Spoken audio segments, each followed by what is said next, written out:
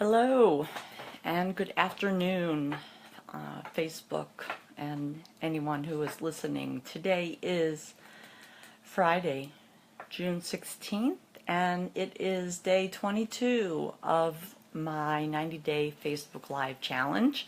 I'm Cathy Novicky, founder of Champions Over Cancer, and today I'd like to just spend a little time on quality of life. I've been doing a lot of research and reading and looking at different aspects of life in the cancer-free realm, and it really hit me this afternoon that everything that I am making note of in terms of issues that need to be resolved after you are done with your acute cancer treatment, so you can move forward and close that door, step through the door, and take that second chance of life that you've been given, and do whatever you want. But all those, I don't mean to say little, but they're all symptoms like fatigue, insomnia, pain, and I don't belittle any of these symptoms, but that is what they are. In healthcare, as speaking as a professional, as a registered nurse, when I assess someone, I am assessing them, and I'm looking for what is normal, and every individual has a range of normal. You have to really think of it individually. There is the medical norm, and then there's a patient's individual norm.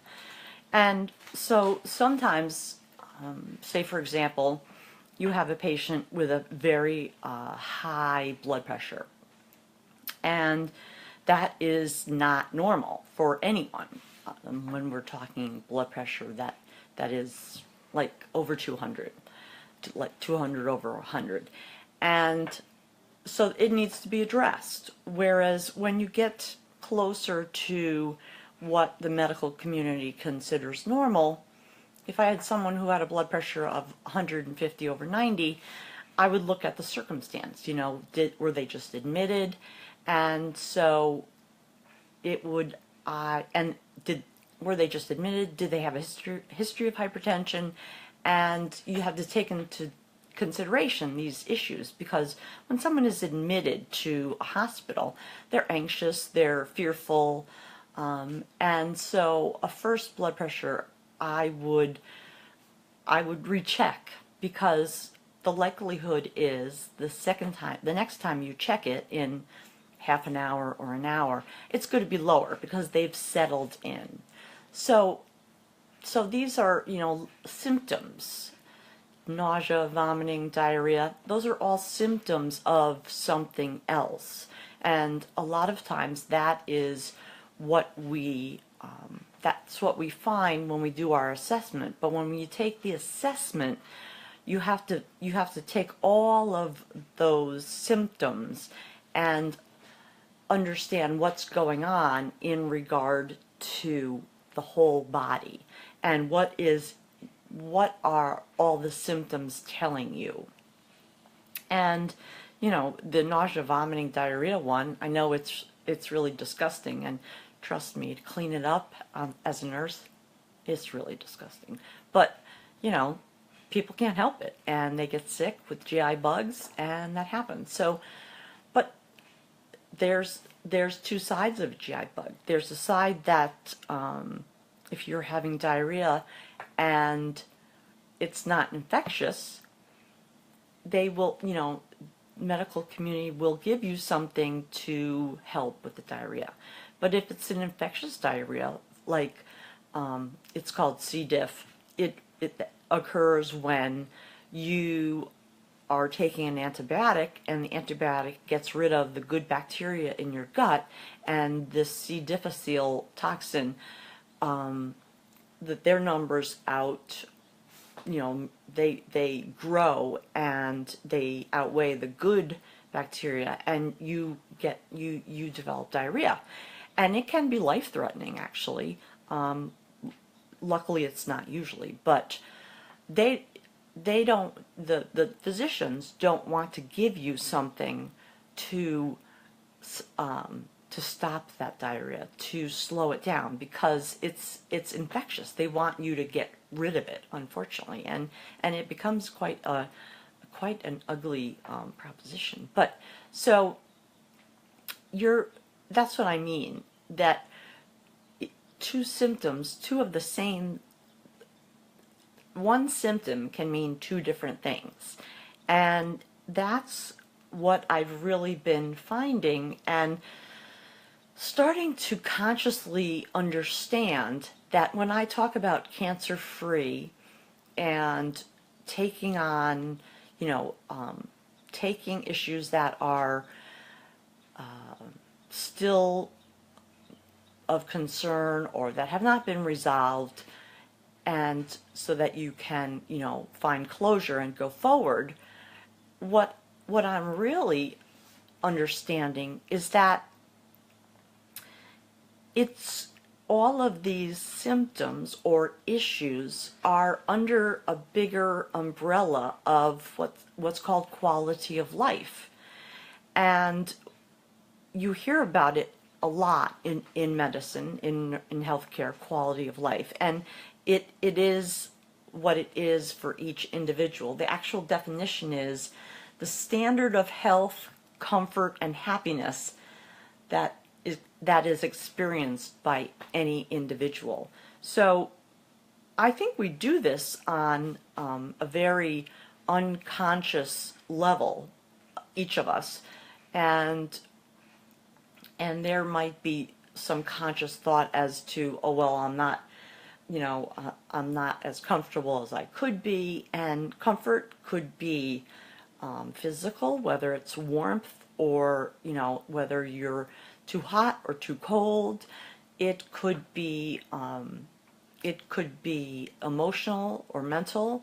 In comfort, in saying you're either afraid, or you're fearful of something, or you're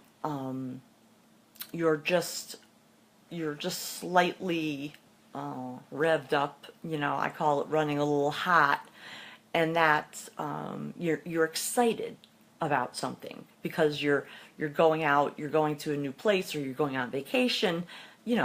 That's emotional, and that symptom or that feeling is not, it's a good feeling. So you can have, there's positives and negatives to every feeling, but it is very individual.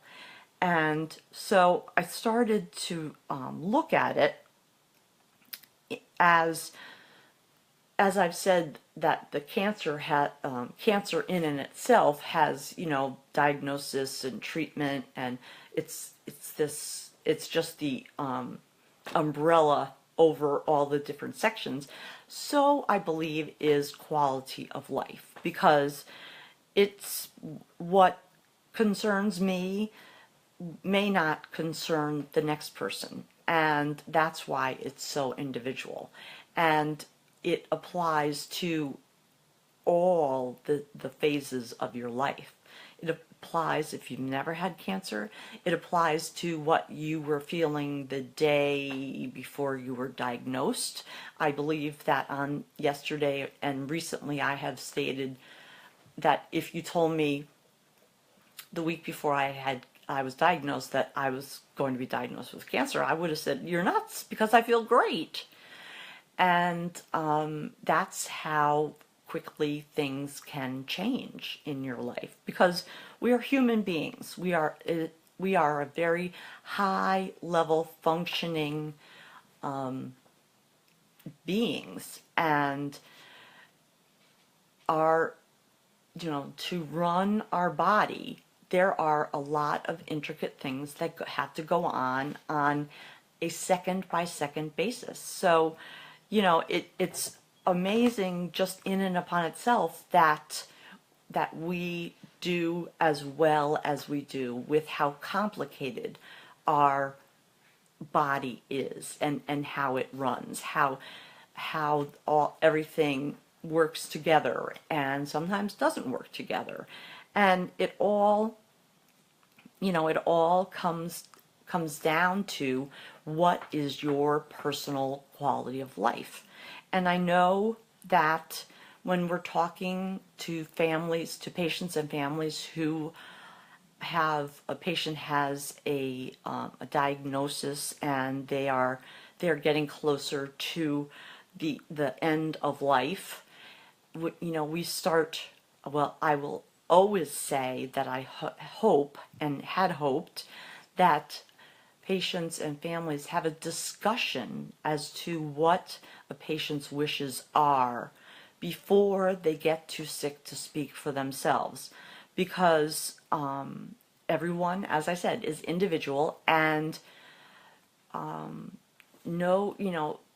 what I believe a person's going to tell me, sometimes I'm very surprised that it's quite the opposite of what I think they're going to say. So to have that conversation before someone gets terminally to that terminal stage is actually, it's a gift, and it's a very hard conversation to have. But if a family knows what mom, just for an example, wants, then they can, it's the greatest gift that they could possibly give to mom when she is, they've tried everything, and they've come to that point, that fork in the road, where they're either going to continue to be aggressive,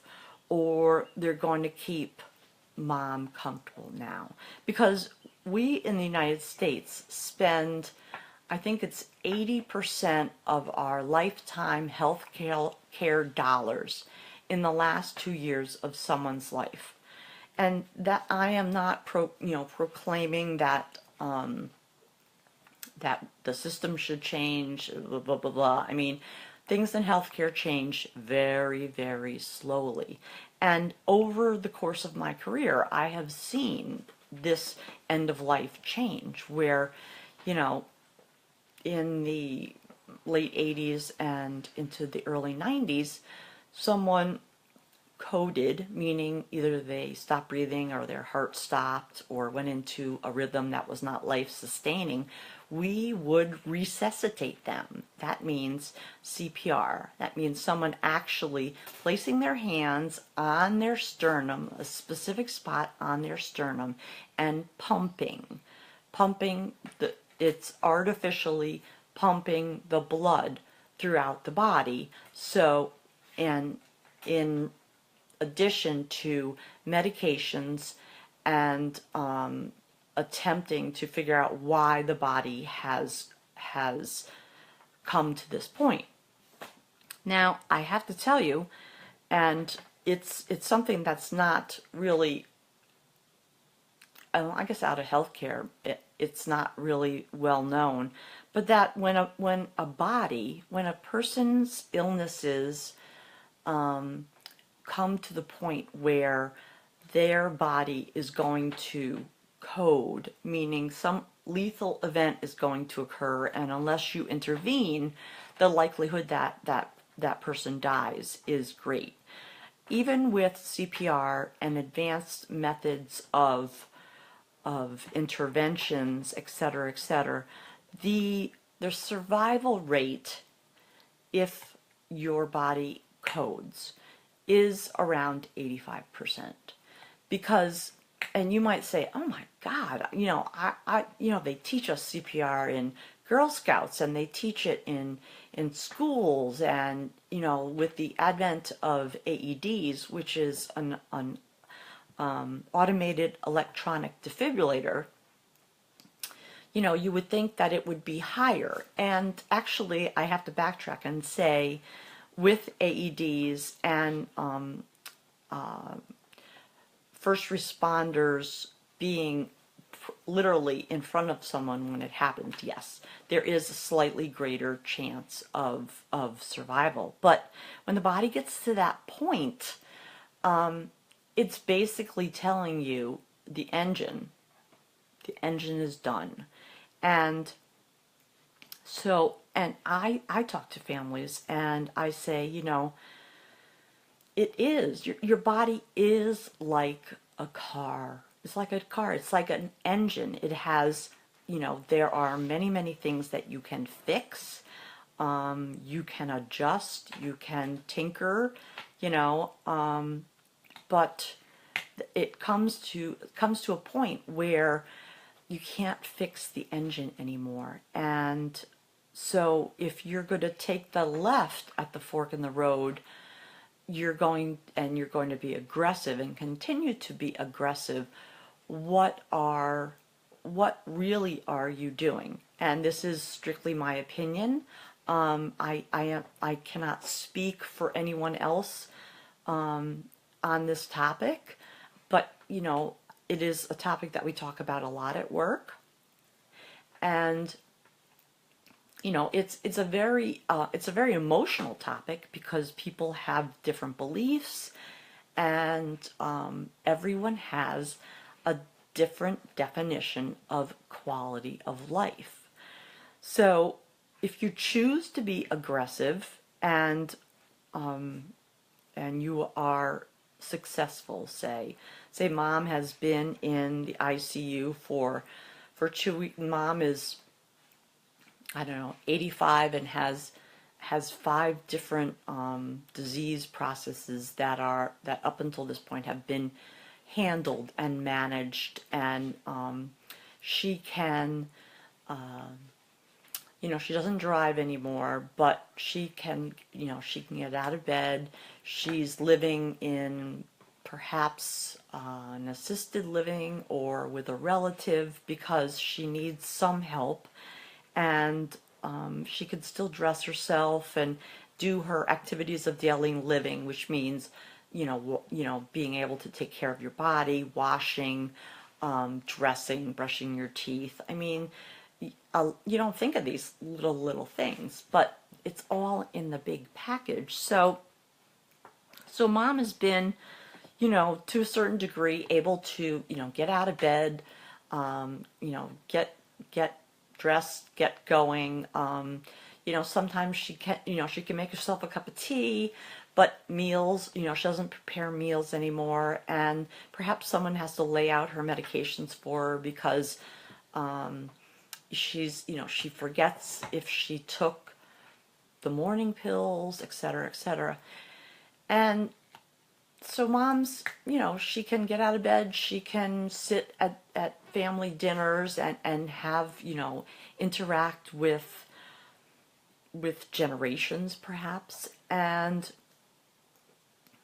she, she's maintained, the healthcare environment is able to maintain her to that extent, and she is happy with that extent. And so therefore anytime something happens to mom, and we call it taking a hit, meaning they're hospitalized, the goal is always to do the best that we can, attempt to get them back to their pre-admission status.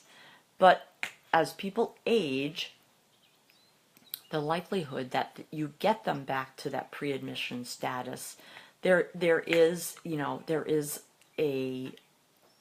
a process that you see of decline.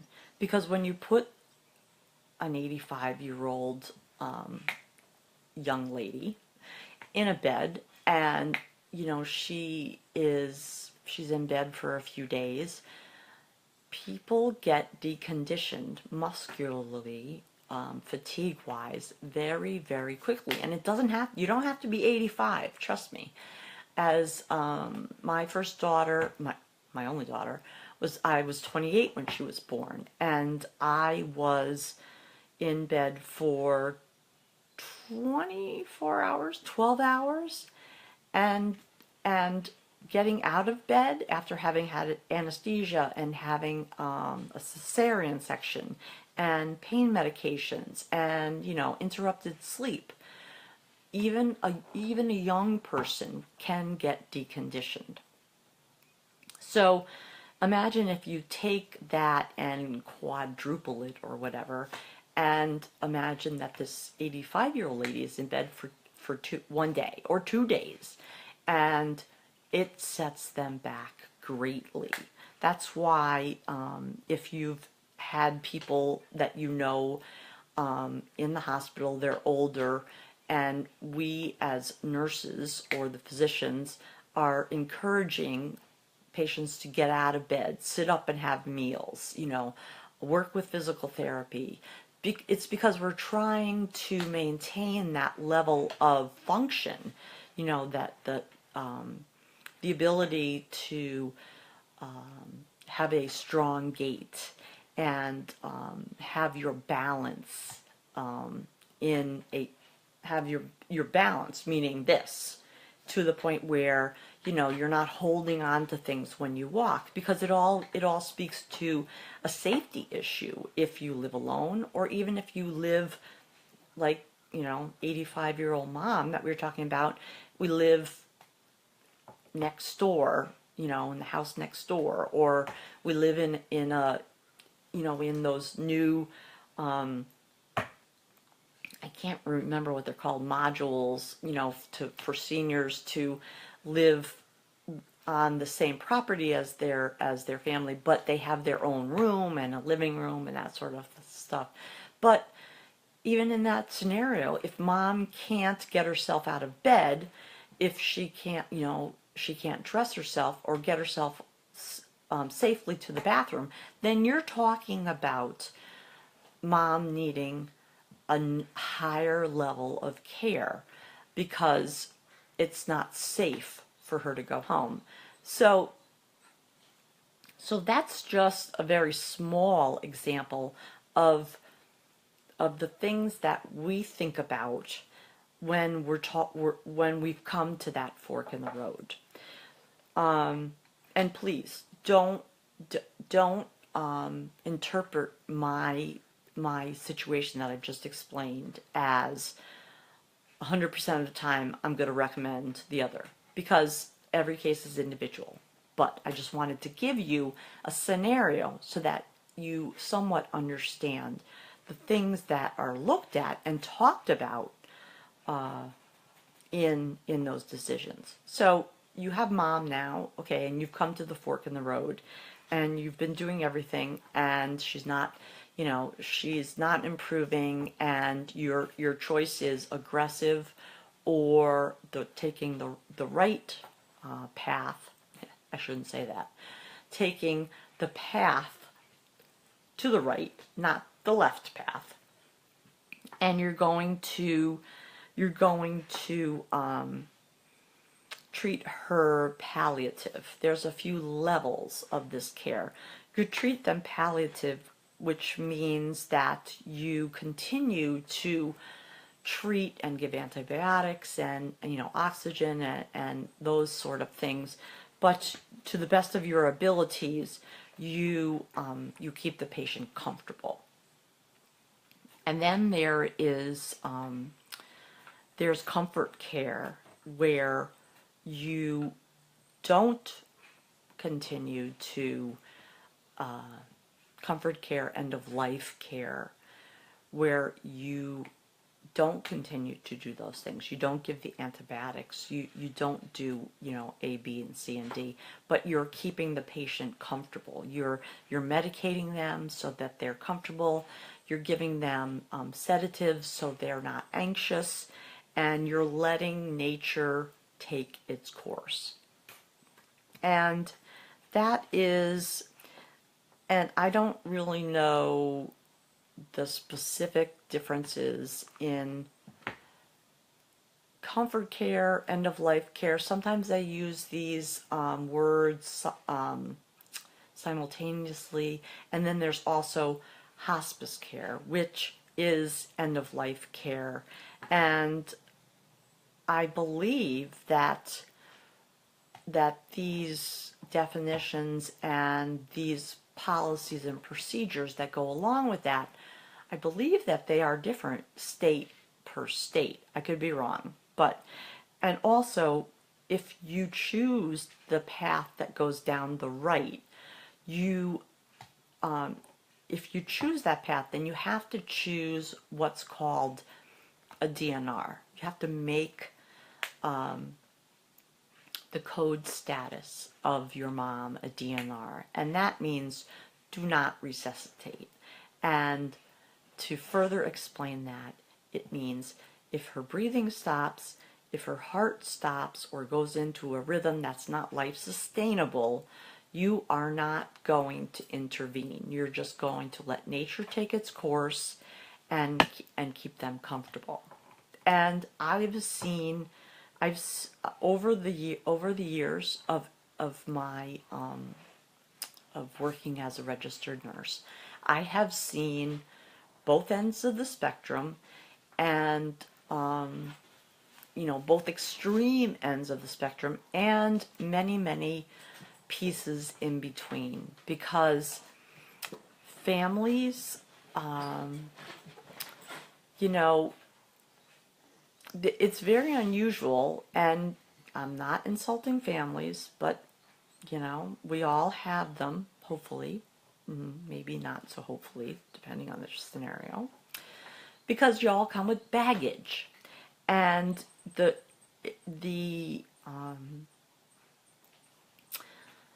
more family members are involved, say there are many siblings, you have 8 siblings, the likelihood that you get all 8 to be on board with the same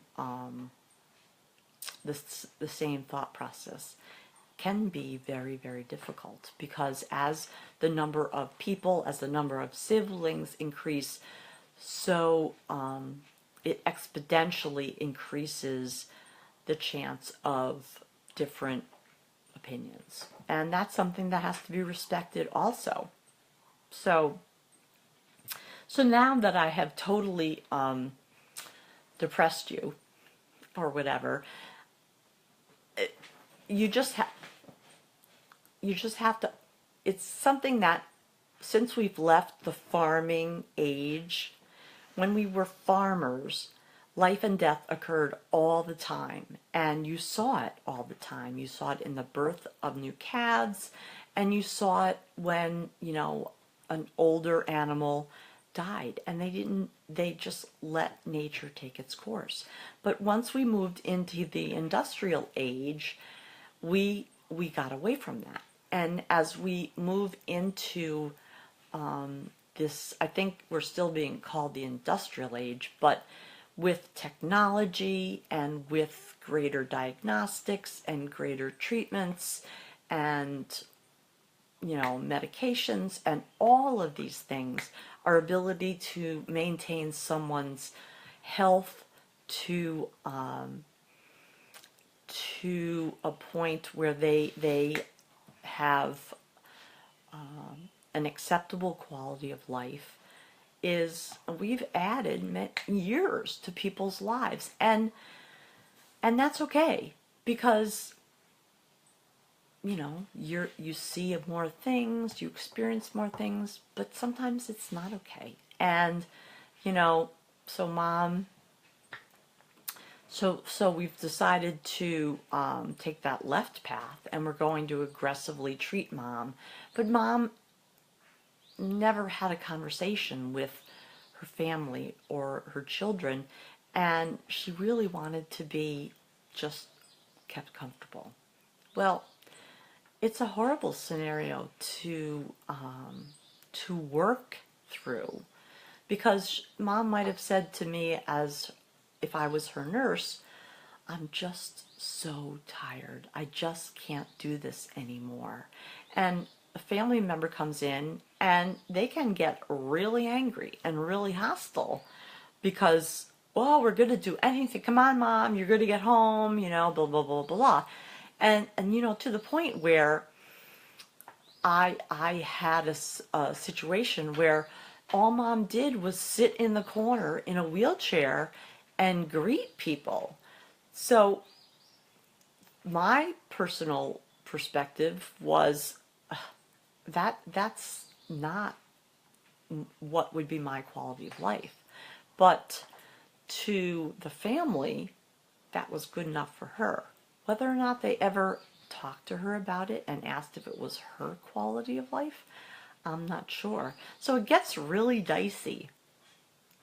So now that's the background of quality of life. And I think it's something that we don't consciously make an effort to reflect on at at stages through our life, because as as you grow and where you are in life, whether you're just going off to college or you're a young adult and you've married and you're starting your family, there are, things change, and quality of your life can change with it. And I am an example of that. My husband and I have worked for, I don't know I can't do math on the fly. He's the human calculator. I was 47 and had been a licensed professional since I was 20, so 27 years. I hope that's right. And I dealt with it every day. But did I really understand what my quality of life was? And so when you're diagnosed with cancer, this quality of life bubble becomes something that that's kind of like shoved in front of you. And depending on your station in life, I was 47, I think that's just bordering on becoming middle age. I don't know. And but with my typing of my cancer and my age and the extent of it, initially I only had a 60% survival rate for 10 years, and I was 47 years old.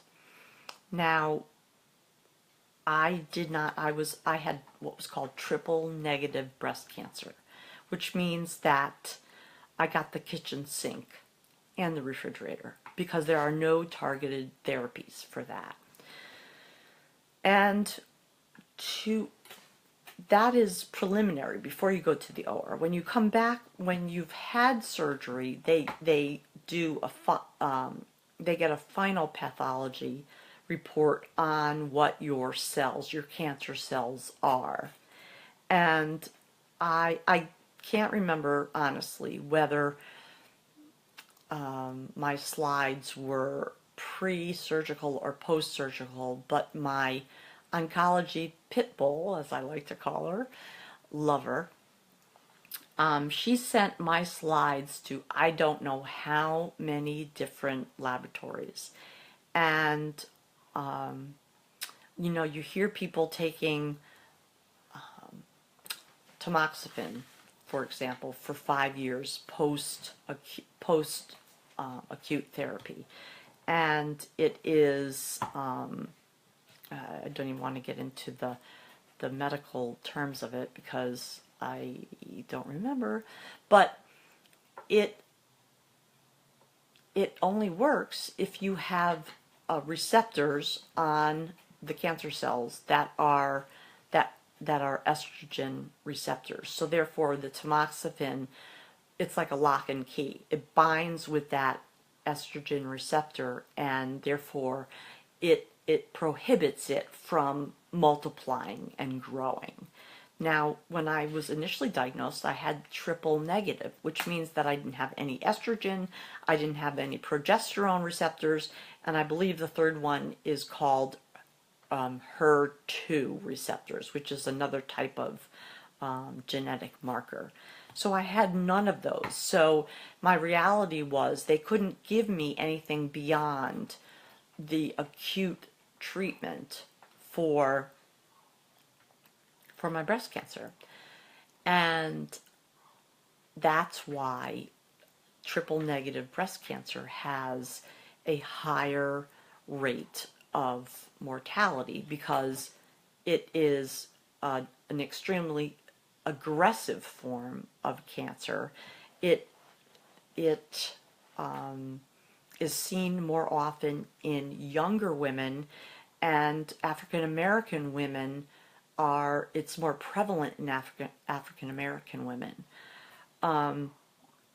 So what my pit bull did was she sent out my slides, pre-post, I'm not even going to go there, and she finally found one lab that found one, maybe two cells or receptors that had estrogen on it. And so we tried tamoxifen. And the formula, because I went on a site that is a professional site for calculating prognoses. Yeah, no, how sick is that?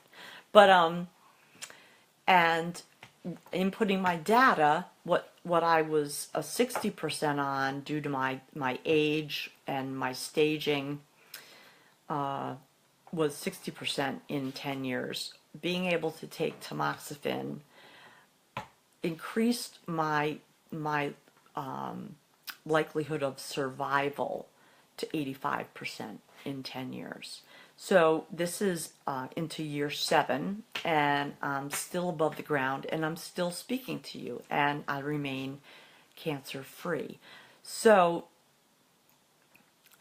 where does all of this lead us? Well, it leads you to the quality of life. And at what point do you say, this is not what she would have wanted, and let's, because when we talk about quality of life and perhaps going down the palliative comfort end of life care, we are not looking to cause your death. We are looking to make it, let nature take its course and keep you comfortable. So it's what we call a good death. Now you might say there is never a good death, but if you have worked in healthcare, there truly are good deaths and bad deaths. And in the scenario that I gave you before, where they chose to get aggressive and treat mom with everything they had, and her body finally, the engine finally gave out, and they resuscitated her, and they still couldn't get her back. That, to me, is a bad death. And so as the years in my practice have gone on, we have seen the healthcare societies educating their new physicians and becoming more informative with their patients, and having these discussions before it comes to a crisis point where a physician is in a room with a family, or in the waiting room with a family, that a patient is rapidly deteriorating, and I have to go in and say, I'm sorry, I need you now.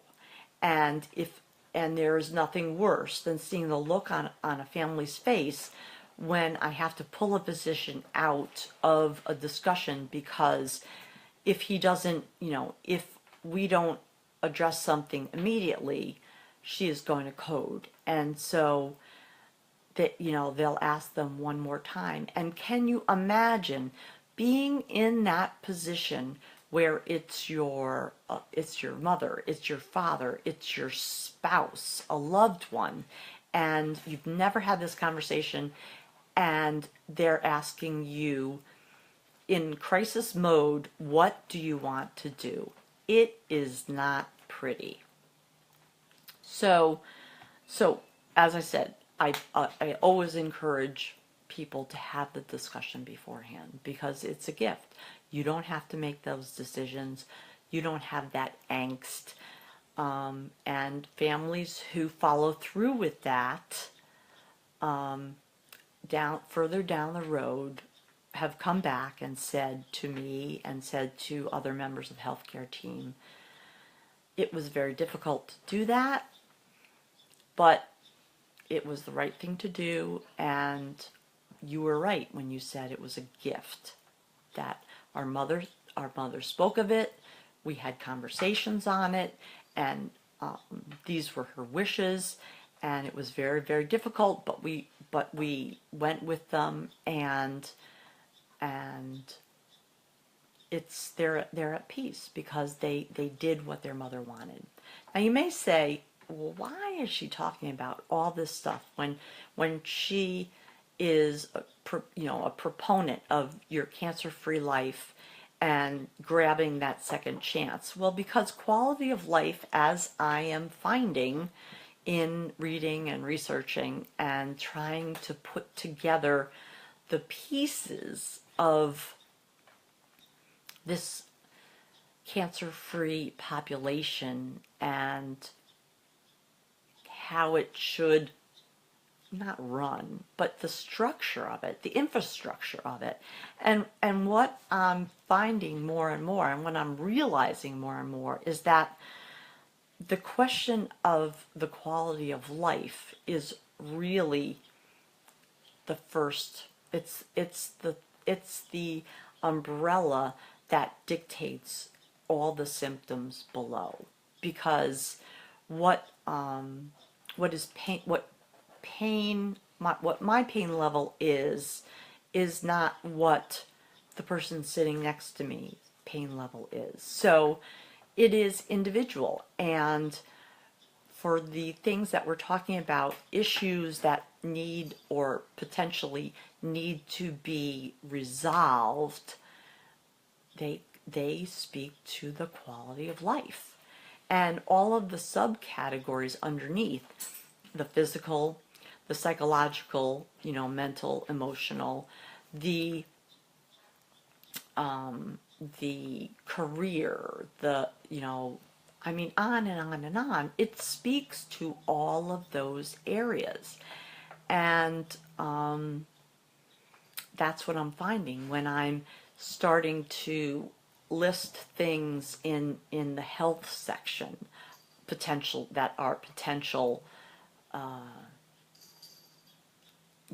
issues that you have that you might be resolved, because it all reflects back on your quality of life, and your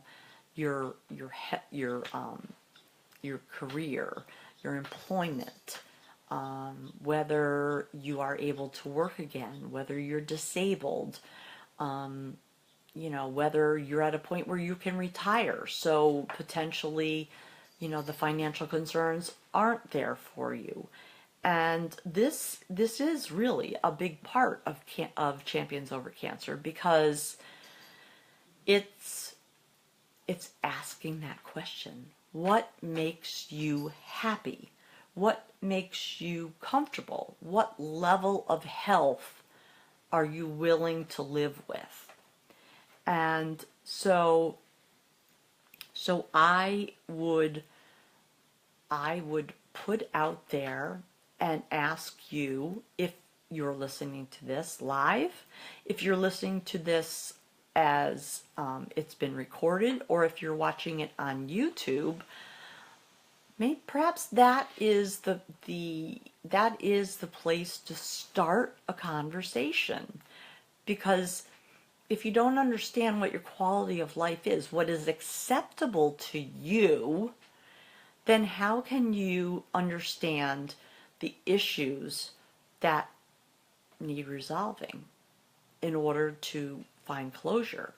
And then, therefore, will you be able to walk through that door and grab the second chance? So, this is the learning curve that I am experiencing.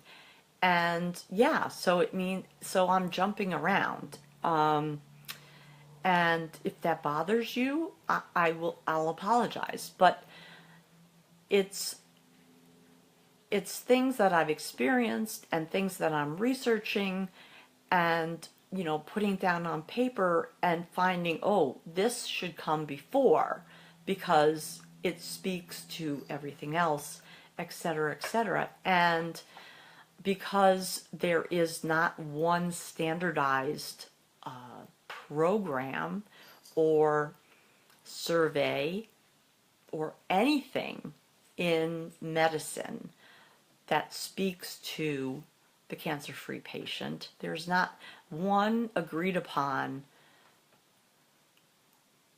testing, surveying, understanding what you may need. There is not one gold standard. So for me, I'm learning as I go, and I'm very lucky and grateful that I have individuals who are professional that work in this, that I can pull information from them.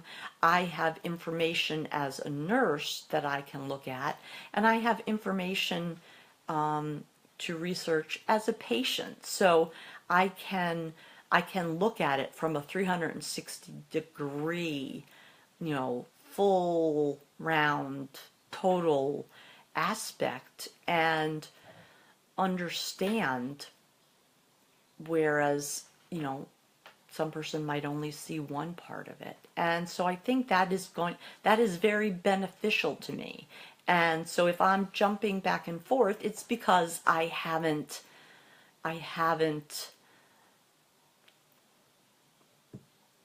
found the Holy Grail. I'm still researching because it's constantly changing. And will it continue to change? Absolutely. But I don't have a firm platform yet to say, okay, here's the structure. But anyone who's out there that has feedback, that has comments or concerns with what I've said, I absolutely want to hear about them, because I'm one person, and yes, while I have the ability to see different angles of it, there are always other avenues of topics and concerns and disagreements. So that's why it's such a hard thing to put together, because it's so diverse, and so it's as diverse as it is individually.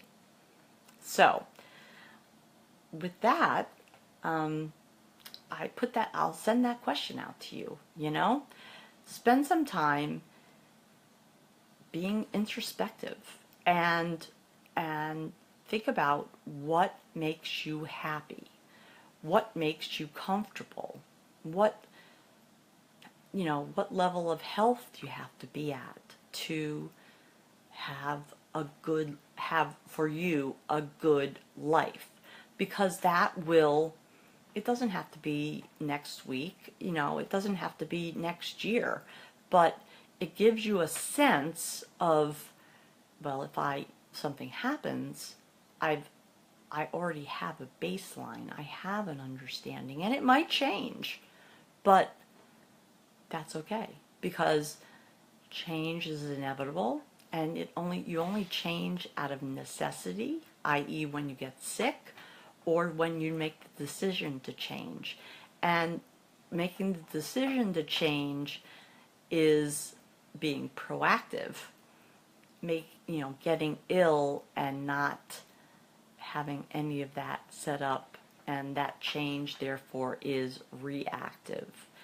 And it can determine a lot of different things. So I hope I tweaked your interest and made you think, and hopefully you'll think about it, talk about it, and come forward. Let me know. Let me know what you think, because everyone is different. So I'm going to sign off because I'm probably rambling over the amount of time that Jay wants me to talk. And I will say, I hope you have a good afternoon. I hope you're all safe and healthy. Tomorrow is Saturday and I'm working, so the big roulette wheel will determine when I'm on.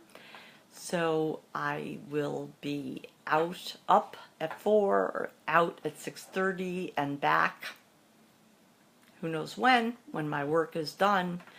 So I will be live when I get there, and I hope you will follow me. So join that, hit that link at the top or wherever it is on your page, and go to our website and look it over and join, and help us get this conversation on cancer-free going, and let us begin to change the culture and begin to have some standardizations and stand up for ourselves, because right now the medical community isn't doing it. So it's got to come from somewhere. So with that, I'll say good afternoon, because it's still afternoon, although it's looking dark and rainy outside. But I'll say goodbye and peace. Oops.